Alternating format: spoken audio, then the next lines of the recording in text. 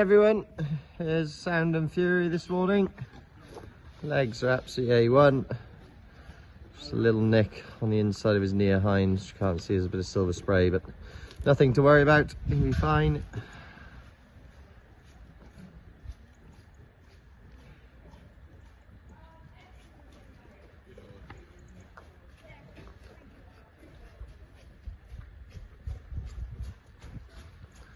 There he is, moving brilliantly, which is great news.